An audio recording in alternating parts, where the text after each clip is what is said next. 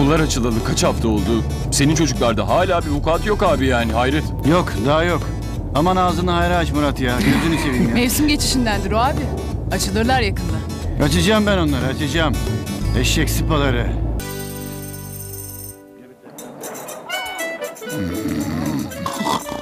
Yani çok zevkliydi.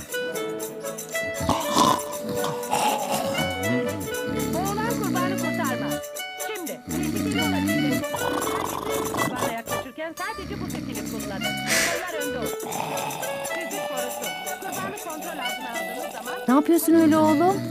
Kayıt yapıyorum anne. Ne kaydı bu böyle? Uyansın dinleteceğim babamı anne. Horluyorsun diyoruz inkar ediyor. Dayayacağım delili sıkıysa yan çizsin. Ayol ne var, bırak horlasın adam. Çok yorulmuş, baksanıza yazık.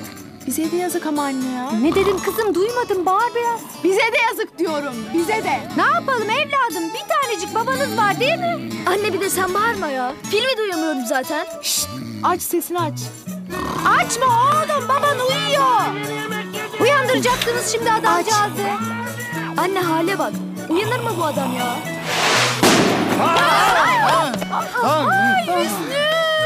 Ne oluyor ya?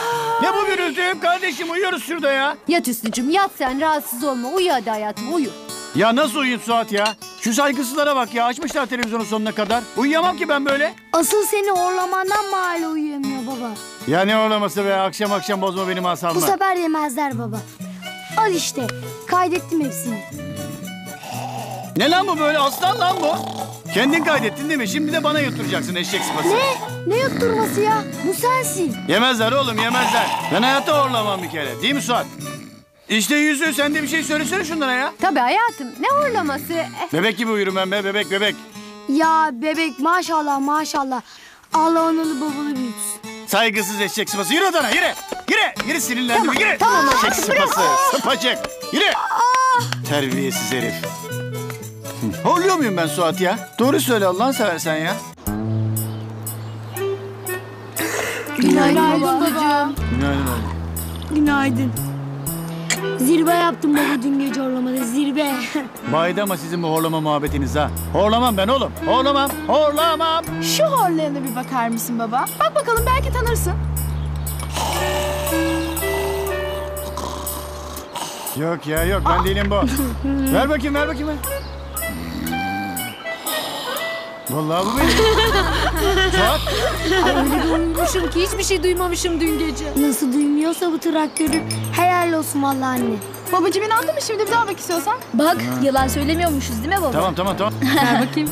Yastığım katlanmış, ters yapmışım da boynum ters kalmış. Oluyor vermişim. Ne olmuş yani? Ne yastıkmış be baba. Sabaha kadar inlettin ortalığı vallahi. Tamam. Seninle göreceğiz yaşlanınca. Yaşlı dedin. Ben deyince kızıyorsun bak. Kendin söyledin yaşlısın işte yaşlısın. Oğlum terbiyesizlik yapma babana. Bırak Suat ya, bırak yapsın ya. Bırak. Sen ne dedin lan? Yaşlı, sensin yaşlı lan. Sen kulağına değil mi?